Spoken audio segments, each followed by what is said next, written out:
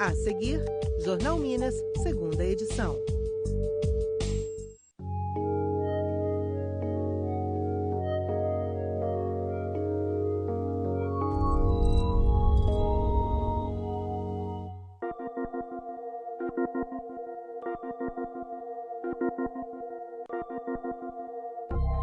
Jornal Minas, segunda edição.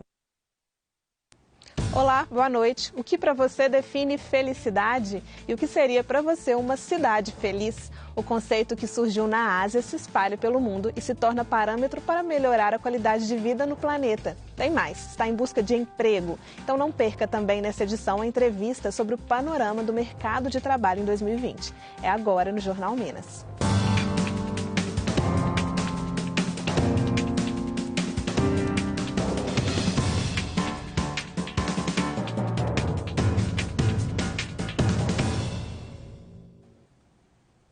O que é uma cidade feliz para você? Bom, cada um tem um conceito sobre o que é felicidade, não é mesmo? E esse conceito também varia para definir o lugar onde se vive. Mas você sabia que a ONU elegeu alguns critérios para mensurar o grau de felicidade de uma cidade? O bom relacionamento entre pessoas da comunidade é um deles. Acompanhe na reportagem.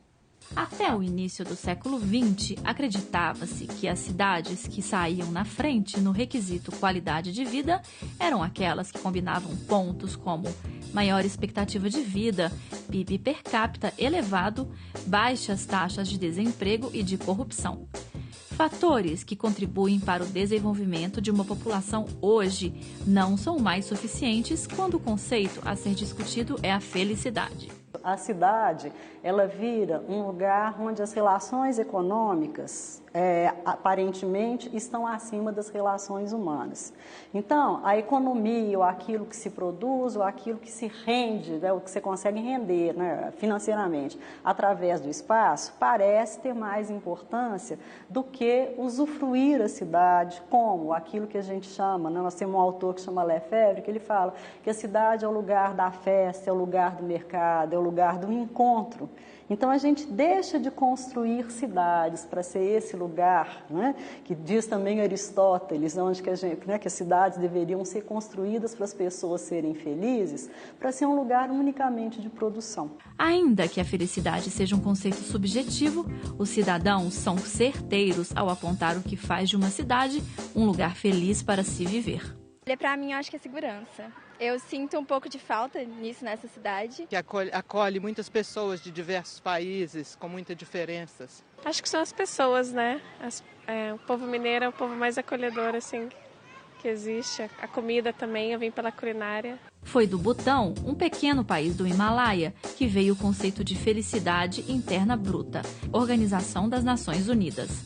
A nova fórmula para medir o progresso de uma comunidade ou nação leva em conta a satisfação e o bem-estar dos moradores. Isso foi criado pelo Butão, né, onde lá eles buscaram identificar quais ações governamentais estruturadas eram percebidas pela população e isso implicava em bem-estar, em saúde e longevidade daquela população.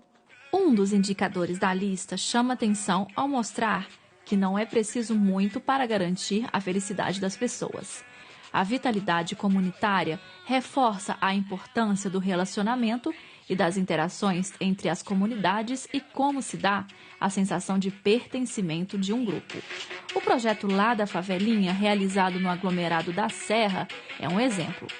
A iniciativa virou um ponto de resistência, criatividade e empreendedorismo importante para a cidade e trouxe frutos para a população local. As crianças têm um espaço para brincar, as crianças têm um espaço para aprender coisas novas e elas podem fazer isso aproveitando o seu tempo ao invés de ficar na rua. Não que a rua seja má influência, mas pelo fato de que a rua também é um espaço que a gente aprende as coisas que a gente não deveria aprender em certo momento. Eu acredito que dá oportunidade para várias pessoas, independente de onde elas sejam e de como elas sejam, é uma diversidade que vai ser bom para todo mundo.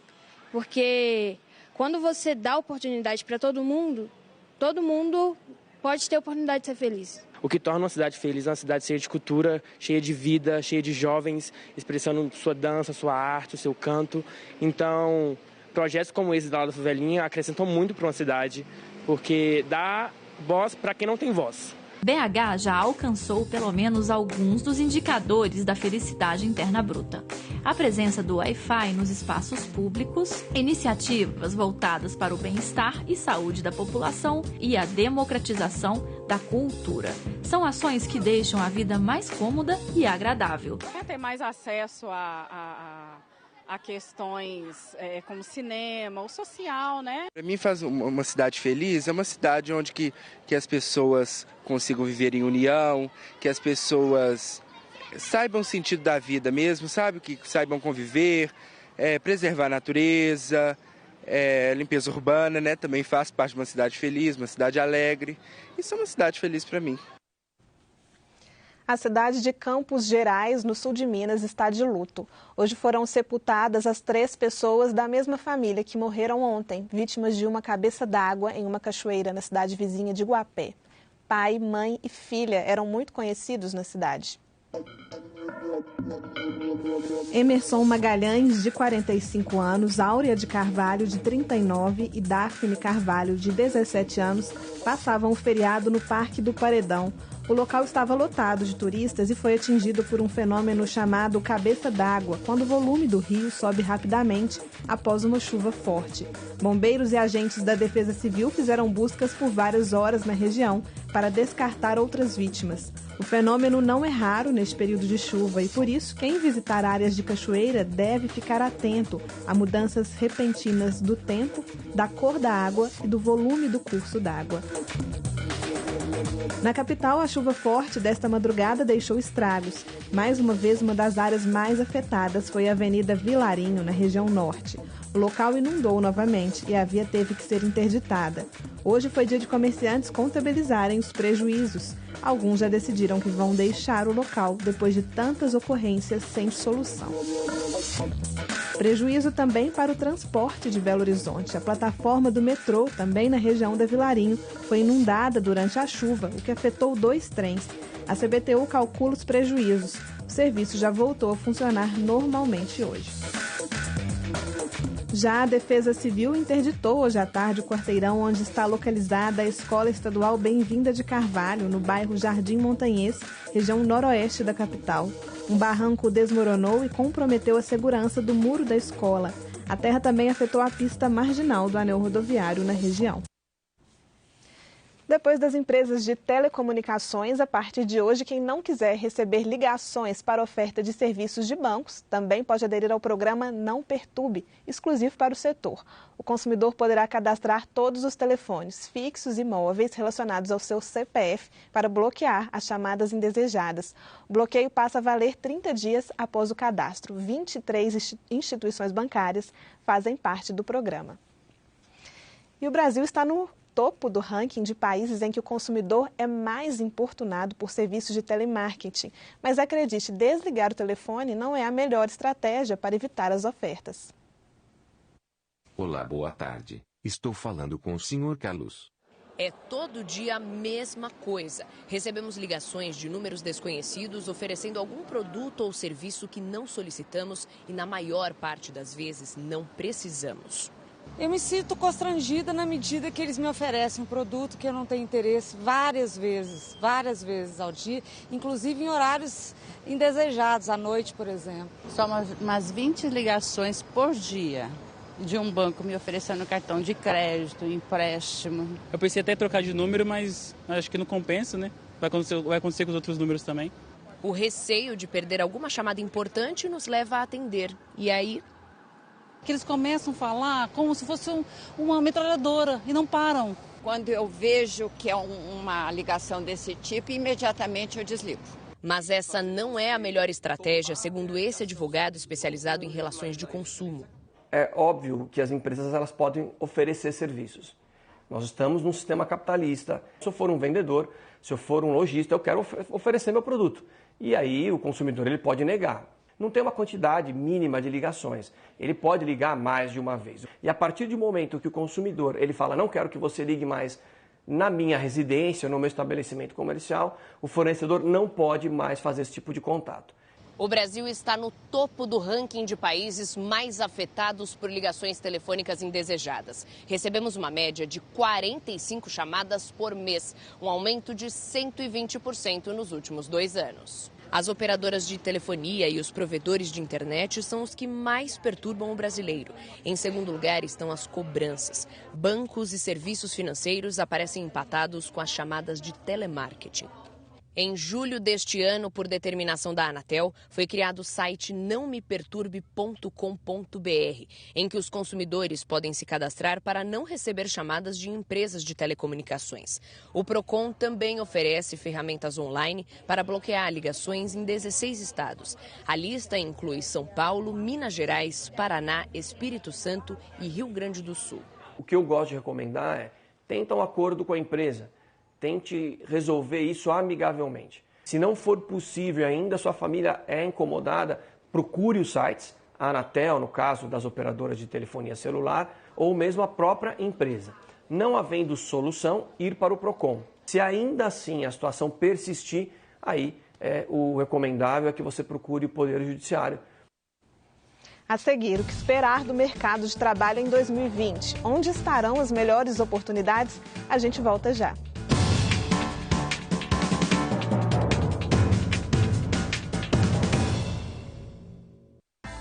O brasileiro ama o futebol. A Rede Minas também. Em breve, um novo olhar sobre essa paixão nacional. Viva cada instante. Escute o seu coração. O que realmente importa, o que faz sentido para você. Viva cada momento com alegria, saúde com qualidade. Viva o que é melhor para você. E conte com a Audiomarca sempre. Audiomarca, os melhores aparelhos. O melhor para você. 3481-6266.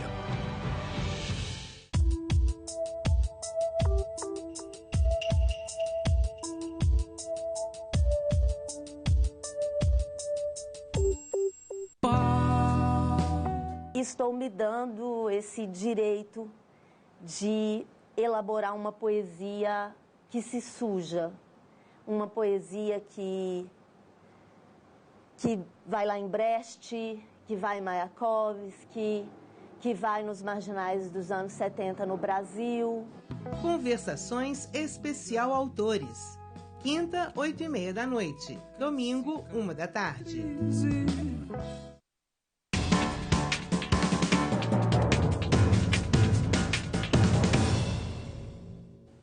As passagens do transporte coletivo da capital vão permanecer em R$ 4,50, pelo menos pelos próximos 15 dias. A garantia é da Prefeitura, que vai recorrer da decisão judicial que determinou o reajuste dos valores, atendendo a uma ação do Sindicato das Empresas de Transporte de Passageiros. O impasse só vai ser resolvido após o julgamento do mérito da ação judicial. As guias do IPTU da capital começam a ser enviadas aos contribuintes na próxima semana. Os valores do imposto foram reajustados em quase 4%. Os pedidos de revisão podem ser feitos até o dia 3 de fevereiro. A guia do IPTU acredita ter encontrado um erro na cobrança. O valor saltou de R$ 7 para R$ 9 mil. Não houve nenhuma alteração no imóvel, continua a mesma coisa, está alugado lá tem uns 3 anos. E não houve nada de aumento de construção. Não entendi o que a prefeitura fez. O pedido de revisão do Carlos foi agendado pela internet no portal de serviços da prefeitura. Ele aproveitou o primeiro dia do ano para tentar resolver a situação. O primeiro dia do ano fica mais vazio. O pessoal está viajando, deve estar viajando, não chegou ainda. Então eu aproveitei. Já logo que ficou disponível a guia, eu já tirei ela na internet. O cálculo do IPTU, que este ano teve reajuste de 3,91%, leva em conta, por exemplo, a área construída no terreno. Geralmente a área de construção do imóvel influencia, a área do terreno onde está o imóvel influencia, o seu padrão de acabamento, qual que é o tipo de construção, é um apartamento, é uma casa. Todos são parâmetros que influenciam e a metodologia da prefeitura considera todos esses parâmetros. Até o dia 20 de janeiro é possível pagar o imposto integralmente ou fazer antecipação de pelo menos 2 parcelas. Nesses casos, o contribuinte recebe um desconto de 5% no valor. Outra opção é o parcelamento em 11 vezes, de fevereiro a dezembro deste ano, com vencimento no dia 15 de cada mês. Belo Horizonte tem 831 mil imóveis no cadastro imobiliário e, desse total, 741 mil precisam pagar o IPTU. O imposto deve render aos cofres da Prefeitura cerca de 1 bilhão e 600 milhões de reais até o final de 2020. Ele corresponde a mais de 10% do orçamento da Prefeitura. Quer dizer, quanto maior é essa receita própria, menos a Prefeitura fica dependente de repasse de recursos da União ou do Estado. Carlos levou fotos e documentação para comprovar que não houve mudanças na área construída do terreno. Depois do atendimento, vai esperar cerca de 6 meses para a revisão do valor. Eu vou ter que aguardar. O problema é que eu perco 5% de desconto e isso é injustiça. A Prefeitura devia corrigir isso aí, né? Eu poderia pagar tudo agora com 5% e não vou poder cada revisão. Segundo a Prefeitura, o prazo para pagamento do imposto com desconto não será prorrogado, mesmo que o contribuinte tenha entrado com o pedido de revisão. Este prazo vence no dia 20 de janeiro. Para se beneficiar do desconto, o contribuinte pode antecipar algumas parcelas.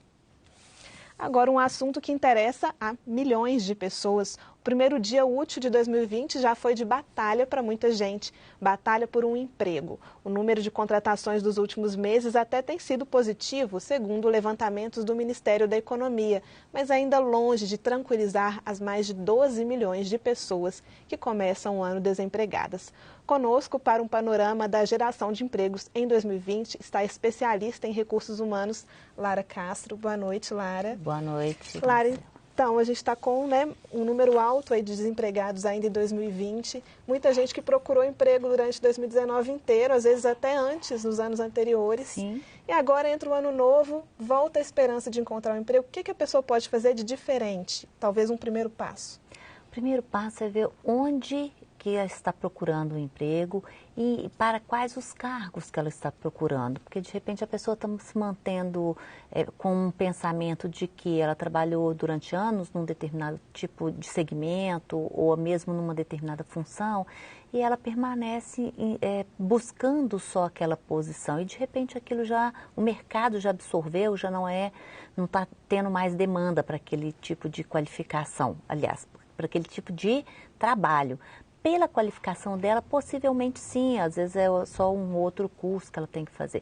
Então, uma primeira coisa é o seguinte, onde que eu tenho procurado? Porque, de repente, ela está insistindo onde realmente ela não vai conseguir. Pode ser região, pode ser o próprio cargo. Nesse caso, um exercício, então, de colocar no papel o que a pessoa tem habilidade de fazer e tentar aí encontrar novas vagas. Então, fora um pouquinho do que ela estava procurando. É uma dica, pode parecer assim básica, mas é um exercício que também não é muito fácil de fazer, porque a pessoa fala assim, mas eu já fazia isso, eu tive um bom desempenho, algumas pessoas que ela conhece de repente estão sendo recolocadas em vagas semelhantes, mas ainda não chegou a oportunidade dela. Então, às vezes é o lugar, é a região que ela está procurando. Também muitas vagas tiveram modificações nos últimos 2 anos, né? Incremento de tarefas e que de repente, por isso, aquela pessoa que está ali procurando não está conseguindo o trabalho. Então, assim, é um olhar um pouco mais abrangente, né? Não ficar assim, eu trabalhava, por exemplo, numa indústria e eu fico procurando só em indústria. De repente, procura em comércio, né, em outro segmento. O mercado está mudando, né? Lara, a gente tem um número alto também de desalentados, que são aquelas pessoas que não estão procurando emprego, então não entram nessa estatística aí de desempregados, porque elas já desistiram, né? Nem têm forças mais para procurar emprego.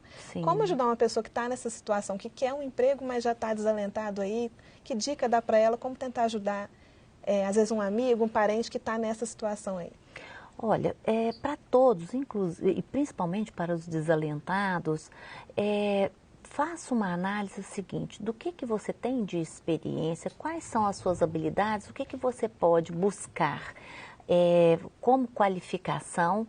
Aí a pessoa pode pensar, pô, mas eu estou sem trabalho, como é que eu vou me qualificar? Existe uma qualificação aí de sistemas, né, do próprio governo que favorece a qualificação de profissionais. Tem também sites que favorecem muito a qualificação de todos nós. E estudar para a vida inteira, isso está para todos nós, né? Eu costumo usar uma expressão assim, isso está para todos nós, do P ao P, do porteiro ao presidente, com todo respeito a todos nós. Né?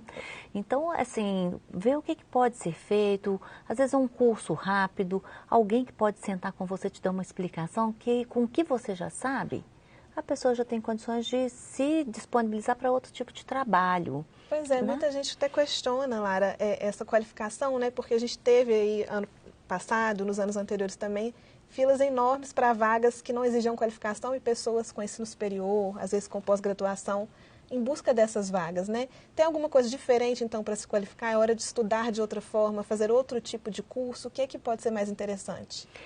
Essa qualificação, ela vem muito também da experiência, não é? Então, às vezes, a pessoa tem condições, ou já fez alguns trabalhos que ela achou que naquele momento que ela fez não eram importantes, que não agregou e possivelmente agregou. Então, quando a gente fala assim, eu trabalhei 5 anos numa determinada empresa, mas de repente eu trabalhei 2 numa outra, com outra tarefa, então, na verdade, eu aprendi a me relacionar com diversas pessoas, com pessoas de diversos níveis hierárquicos, com várias formações, e isso vai complementando o profissional. E tem pessoas que não consideram que isso também é uma forma de se qualificar. Então a dica é estar atento a esse novo mundo, a esse novo mercado de trabalho, né, Lara? Que está para todos nós, né? E que já está acontecendo, ele não vai acontecer, ele já está acontecendo. Então, se eu estou procurando e não estou conseguindo, pode ser que eu esteja olhando para um lugar que, de repente, ele já deixou de existir, né? Vamos mudar aí uma posição do olhar. Né? Para 2020, novos olhares, então. Novos olhares para todos nós. Obrigada, Lara. Eu que agradeço. Em instantes, nós voltamos com as notícias do esporte, os 99 anos do Cruzeiro e as contratações que movimentam o mercado da bola em Minas. E mais o esporte que melhora a vida de crianças com deficiência.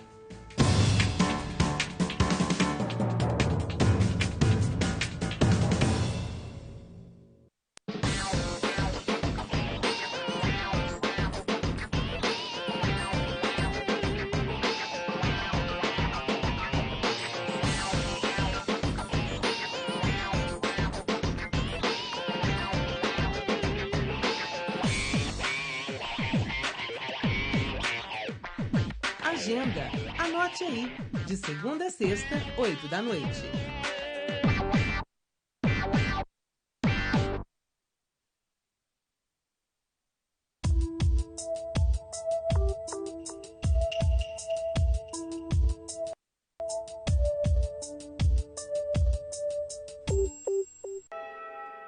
Apesar de parecer ser simples, definir o Dogma 95 talvez seja dos movimentos cinematográficos mais complexos, especialmente pelo fato dele estar na contemporaneidade, né? Um movimento mais recente, aí da década de 90, e com várias linhas de força que configuram esse movimento. Cinematógrafo. Sexta, 8h30 da noite. Domingo, 1h30 da tarde.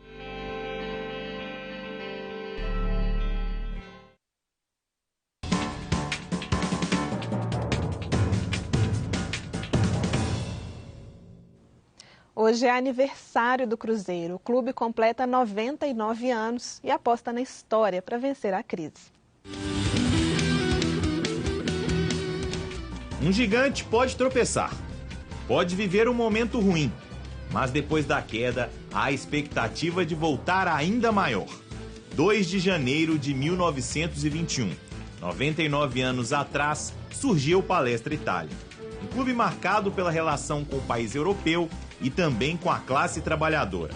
Com a Segunda Guerra Mundial e o fato de Brasil e Itália estarem em lados opostos no conflito, o Palestra, que já era um clube de destaque no âmbito regional, vira o Cruzeiro Esporte Clube. Já de azul e branco, as conquistas nacionais e internacionais. A Taça Brasil de 66, a Libertadores de 76. Na década de 90, uma coleção de taças, títulos da Copa do Brasil, outra Libertadores e muitas alegrias. Veio a Tríplice Coroa em 2003, com destaque para o título brasileiro. Em 2013 e 2014, mais uma vez o país era azul.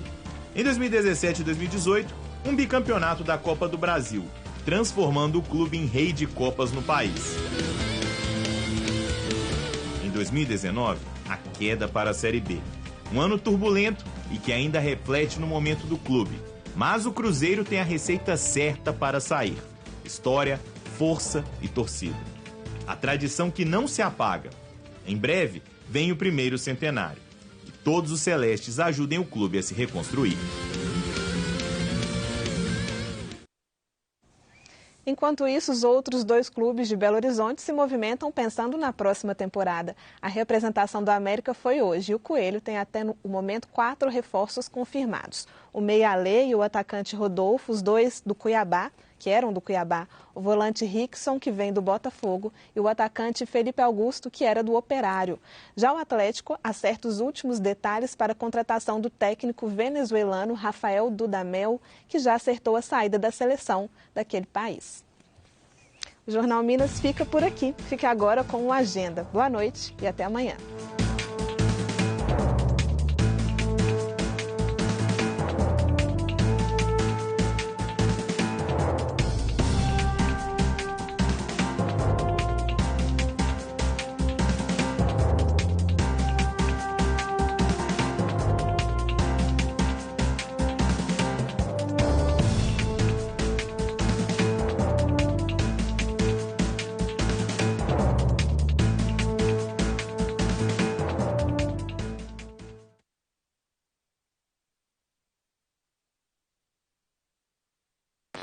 Baixe o aplicativo da Rede Minas no seu smartphone e acompanhe nossa programação ao vivo.